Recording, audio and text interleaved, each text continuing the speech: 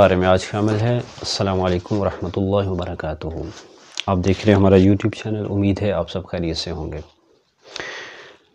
آج کا عمل رزق کے بارے میں انتہائی اہم عمل ہے جو کہ آپ صلی اللہ علیہ وسلم نے بیان فرمایا، اور ایک صحابی رسول نے جو آپ صلی اللہ علیہ وسلم سے عرض کیا اپنی رزق کی تنگی کے بارے میں، اور آپ علیہ السلام نے اس کو جو عمل بتایا، اور اس کے بعد جو ان کو اس سے فوائد اور نتائج بے شمار حاصل ہوئے، اس کے بارے میں عرض کروں گا۔ بے شمار ایسے وظائف اور بے شمار ایسے اعمال موجود ہیں جو کہ رزق کے بارے میں احادیث مبارکہ میں مذکور ہیں، قرآن کریم میں مذکور ہیں۔ ہم ان میں سے کسی پر بھی عمل کر سکتے ہیں، لیکن اس میں یقین ہونا چاہیے کہ انشاءاللہ اس سے ہمیں فائدہ ہوگا۔ عمومی طور پہ ایسا ہوتا ہے کہ ہمیں جب کسی بات کو ہم شک کی نیت سے دیکھتے ہیں، یا صرف اس کو چیک کرنا چاہتے ہیں شاید اس سے فائدہ ہو یا نہ ہو، تو ہماری پہلی غلطی یہ ہوتی ہے کہ ہم اس میں یقین نہیں کرتے۔ جہاں ہمیں یہ بات ملے کہ یہ بات اللہ تعالیٰ کی طرف سے قرآن میں ہے، یا آپ صلی اللہ علیہ وسلم کی طرف سے حدیث نبوی کے اندر ہے، تو وہاں فوراً ہمیں اس بات پہ یقین ہونا چاہیے کہ انشاءاللہ اس میں ضرور فائدہ ہوگا، اور یہ بات 100% درست ہے۔ اور ہمارے زندگی کے بہت سے جتنی بھی خرابی ہیں، ان میں سب سے اہم خرابی اور سب سے جس کو بیسک ایک غلطی کہتے ہیں، وہ یہ ہے کہ ہمیں اللہ اس کے رسول کی باتوں پہ وہ یقین نہیں ہوتا جو ہمیں کوئی اور اپنا دوست یا اپنے تعلق والا ایسا بندہ کوئی بات کرے جس پہ اتنا یقین اس کی باتوں پہ ہوتا ہے۔ اور یہ اگرچہ ہم زبان سے نہیں کہتے کہ خدا نخواستہ ہمیں اللہ اس کے رسول کی باتوں پہ یقین نہیں ہے، لیکن ہماری جو پریکٹیکل لائف ہے وہ یہ ایسی ہے، اس سے یہ بات بالکل واضح ہوتی ہے کہ ہم اللہ کی باتوں کو نعوذ باللہ چیک کرنا شروع کر دیتے ہیں، اور سنت مبارکہ سے کوئی چیز عمل ملے، کوئی سنت ملے، ہمیں اس کے بارے میں وہ کامل یقین نہیں ہوتا کہ جو ہونا چاہیے۔ تو پہلی بات وہ یقین کا حصول ہے، اور یقین کے لیے اللہ تعالیٰ سے دعا بھی کرنی چاہیے، اور اس پہ بھرپور یقین اللہ کی ذات پہ رکھنا چاہیے، آپ صلی اللہ علیہ وسلم کی بتائے ہوئے طریقوں اور آپ کی زندگی اور سنت مبارکہ پہ یقین ہونا چاہیے کہ انشاءاللہ دونوں جہانوں کی کامیابی ہماری، اور دونوں جہانوں کی عزتیں اور ہر قسم کے مسائل کا حل انشاءاللہ انہی میں ہے۔ اور ان کے علاوہ دوسروں کی باتوں میں یقین اور شک دونوں ہو سکتے ہیں، لیکن اللہ اس کے رسول کی باتوں میں قطعاً یقین کے علاوہ کسی چیز کی گنجائش نہیں ہوتی۔ تو جو آپ صلی اللہ علیہ وسلم نے عمل بتایا، وہ حضرت سہل بن سعد رضی اللہ تعالیٰ عنہ ایک صحابی رسول ہیں۔ وہ عرض کرتے ہیں کہ آپ صلی اللہ علیہ وسلم کی خدمت میں ایک آدمی حاضر ہوا، اور اس نے آپ علیہ السلام سے اپنی غربت کی، تنگ دستی کی شکایت کی۔ اور وہ زمانے ایسے تھے کہ جن میں عمومی طور پہ بہت زیادہ خوشحالی نہیں تھی، بہت زیادہ دنیا نے ترقی بھی نہیں کی تھی، لوگ اپنی زمینوں پہ یا کاشت پہ یا اپنے جو جانور رکھے ہوتے ان پہ گزارا کرتے۔ تجارت تھی، لیکن بہت بڑے لیول پہ تجارت نہیں تھی، ہوتی تھی تجارت، عمومی طور پہ زیادہ لوگ دیہاتوں کے اندر رہنے والے تھے۔ تو آپ صلی اللہ علیہ وسلم نے انہیں جو طریقہ بتایا، اور اس میں 2-3 چیزیں آپ صلی اللہ علیہ وسلم نے واضح کی۔ ایک تو آپ صلی اللہ علیہ وسلم نے ارشاد فرمایا کہ جب تم اپنے گھر میں داخل ہو تو تم گھر میں سلام کیا کرو، السلام علیکم ورحمۃ اللہ وبرکاتہ۔ یہاں ایک بات میں ساتھ شامل کرتا ہوں کہ ہم عمومی طور پہ سلام ہر ایک کو نہیں کرتے، صرف اپنے جاننے والوں کو کرتے ہیں۔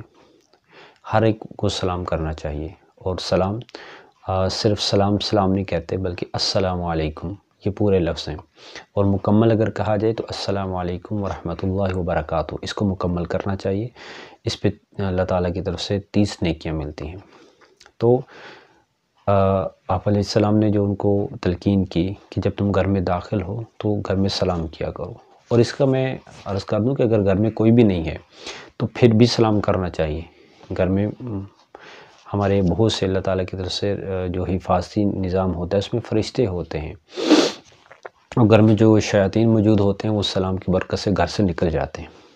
تو گھر میں داخل ہوتے وقت گھر میں داخل ہونے کی دعا پڑھی جائے، اور سلام کیا جائے، السلام علیکم ورحمۃ اللہ وبرکاتہ۔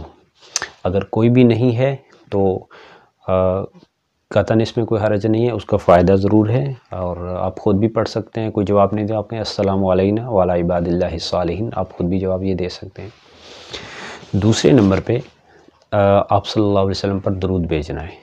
پہلے نمبر پر سلام کرنا ہے گھر میں داخل ہو کے، کوئی گھر میں موجود ہو یا نہ ہو۔ دوسرے نمبر پہ درود پاک پڑھنا ہے، اور درود مختصر یہ پڑھ سکتے ہیں الصلاۃ والسلام علی رسول اللہ، الصلاۃ والسلام علی رسول اللہ، یہ لفظ پڑھ سکتے ہیں۔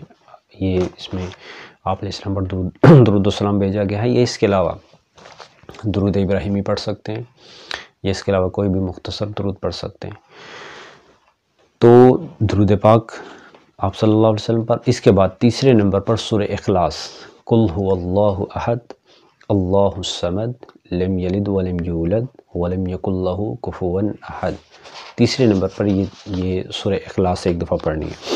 ہمارے عمومی طور پہ بہت سے دوست احباب ایسے ہیں کہ جو کسی بھی وقت قرآن کی کچھ آیات اور صورتوں کو نہ سیکھ سکے، تو ان میں عمومی طور پہ ایسا ہوتا ہے کچھ پڑھنے میں غلطیاں ہوتی ہیں۔ تو یاد رکھیں کہ عربی کے اندر جو لفظ ہوتے ہیں وہ زیر زبر سے معنی بھی بدلتے ہیں، اور عربی کا جو تلفظ ہے اس سے بھی معنی بدل جاتے ہیں۔ تو کوشش کرنی چاہیے، ان کو سیکھنا چاہیے، اور سیکھنے میں قطعاً کوئی شرم اور عار نہیں ہونی چاہیے۔ اور بالکل واضح ہے کہ ماں کی گود سے آپ قبر تک علم حاصل کرو، اور علم حاصل کرنے میں قطعاً کوئی عمر کی قید نہیں، اور قطعاً شرمانا نہیں چاہیے۔ تو اگر کسی قسم کی کوئی غلطی ہو تو اس کو ضرور درست کرنا چاہیے۔ تو اس صورت کو، سورہ اخلاص کو ایک دفعہ پڑھنا چاہیے۔ تو یہ اس صورت کو پڑھنے کے بعد یہ ہمارا عمل مکمل ہوگا جو کہ سنت میں بتایا گیا ہے۔ میں دوبارہ دہرا دیتا ہوں، گھر میں داخل ہونے کی دعا پڑھنی ہے، اس کے بعد گھر میں سلام کرنا ہے، پھر درود پاک پڑھنا ہے، تیسرے نمبر پہ ہم نے قل هو اللہ احد، یہ مکمل صورت پڑھنی ہے۔ یہ آپ صلی اللہ علیہ وسلم نے اس صحابی کو عمل بتایا، تو اس پر انہوں نے عمل کیا، اور اس کے جو فیوز اور برکات ان کو حاصل ہوئے، ان کے گھر میں فقر و فاقہ ختم ہوا، گھر میں اللہ تعالیٰ نے رزق کی کشادگی کی، حتیٰ کہ ان کے پڑوسیوں تک بھی رزق کی کشادگی کا اثر پڑا۔ اور یہ بعض روایات میں، بعض ایسے آثار کے اندر یہ چیز منقول ہے کہ قل هو اللہ احد جو ہے، اس کی کثرت یہ رزق کو کھینچتی ہے۔ بہرحال جو کہ حدیث مبارکہ میں جو بات ذکر کی گئی وہ صرف یہی 3 باتیں ہیں، ہم ان پر انشاءاللہ عمل کریں تو یقین کے ساتھ کریں، قطعاً شک کے ساتھ، اور قطعاً ہم جو آزمانے کے لیے نہ کریں، تو انشاءاللہ ہمیں بھی ضرور فوائد و ثمرات اس سے حاصل ہوں گے۔ اللہ تعالیٰ ہم سب کے اوپر رزق کی جو تنگی ہے اللہ تعالیٰ اس کو دور کرے، اور رزق اللہ تعالیٰ سب کو آسانی کے ساتھ عطا فرمائے۔ السلام علیکم ورحمۃ اللہ وبرکاتہ۔